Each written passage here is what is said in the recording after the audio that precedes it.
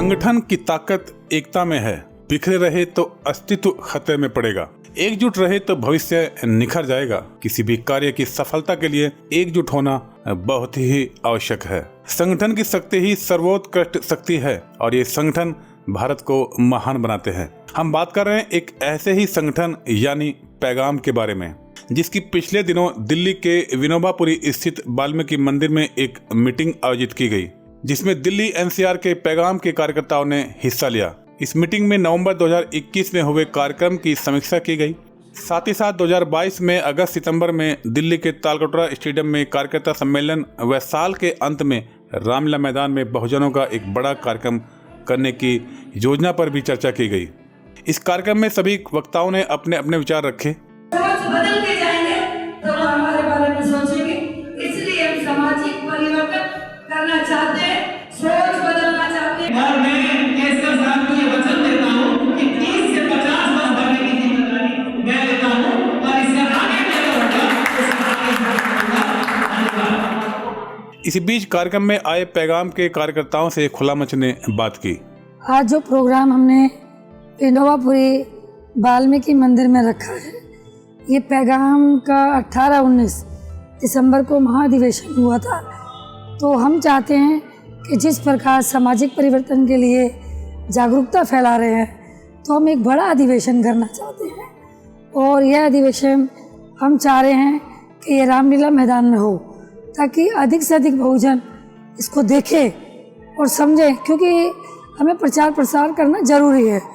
जब तक प्रचार प्रसार नहीं करेंगे तो हमारे लोगों में जागरूकता कैसे आएगी, क्योंकि अभी हमारे लोगों को पता ही नहीं है बाबा साहब कौन है, सावित्रीबाई फुले कौन है, उनको विचारधारा ही नहीं पता है। तो इसलिए विचारधारा फैलाने के लिए, सोच बदलने के लिए हम इस काम पे लगे हुए हैं, इस मुहिम को आगे बढ़ा रहे हैं।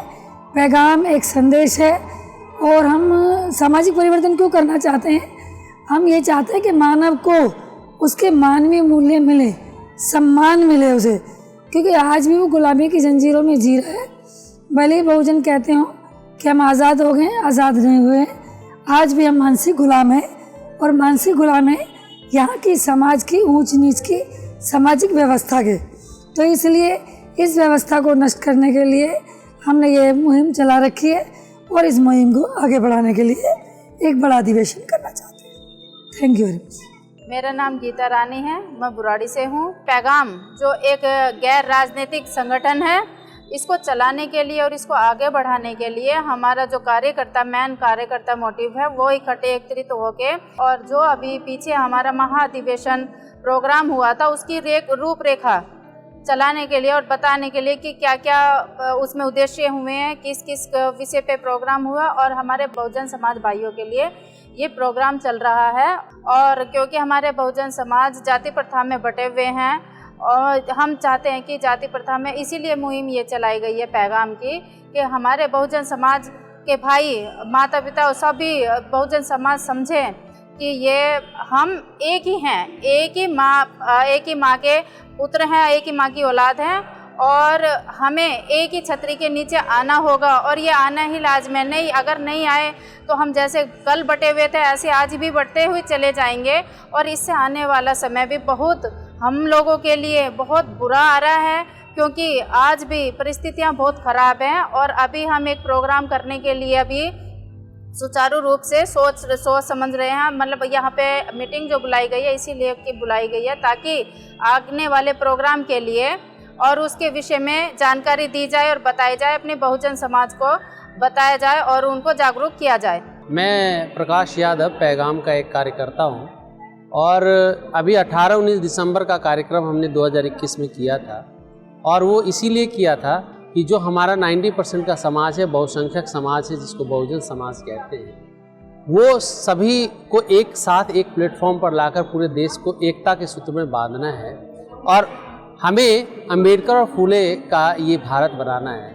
इस संदर्भ में 2022 में जब हम प्रवेश किए तो इस 2022 के अंदर भी हमें एक कार्यक्रम करना है जो पूरे देश को एक इकट्ठा करना है, पूरे देश को एक प्लेटफॉर्म पर लाना है, एक मैसेज देना है हमें पूरे देश को कि आप इकट्ठा होइए और हमें अपने हक की लड़ाई जो लड़नी है वो मिलकर लड़नी है। तब जाकर के हमें क्या होगा कि हमें वो आज़ादी मिल पाएगी जो आज तक नहीं मिली है। देश आज़ाद हुआ है लेकिन हमारा 90% का समाज अभी आज़ाद नहीं हुआ है। उसी आज़ादी की बात करने के लिए आज हम मीटिंग किए कि हमें एक फिर से एक फंक्शन करना है, एक कार्यक्रम करना है। वो अगस्त सितंबर तक एक कार्यक्रम रामलीला मैदान में करने हम जा रहे हैं, जहां पर पूरे देश से लगभग 50,000 से अधिक लोगों को एक प्लेटफॉर्म पर ला करके और सभी जितने भी राज्य हैं उसमें जितने भी बहुसंख्यक समाज हैं सभी को एक प्लेटफॉर्म पर ला करके पूरे देश को एक करना है और हमें पैगाम को एक मजबूती देनी है। पैगाम को मजबूत करके और हम अपनी सरकार को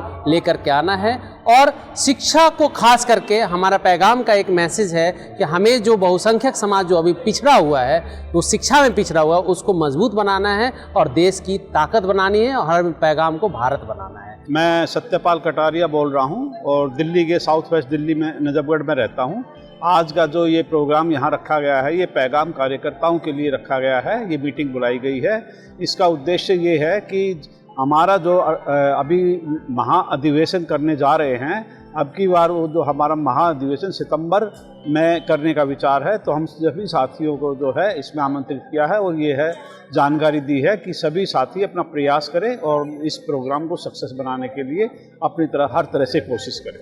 धन्यवाद। कार्यक्रम के अंत में पैगाम के संस्थापक श्री तजिंदर सिंह झल्ली ने सभी कार्यकर्ताओं को संबोधित किया, जिसको सभी ने बड़े ही ध्यानपूर्वक सुना। श्री तजिंदर सिंह झल्ली ने अपने अनुभवों की बातों से सभी कार्यकर्ताओं के दिलों में जोश भर दिया। इसी तरह के वीडियो को देखने के लिए वीडियो को लाइक, शेयर और चैनल को सब्सक्राइब करें।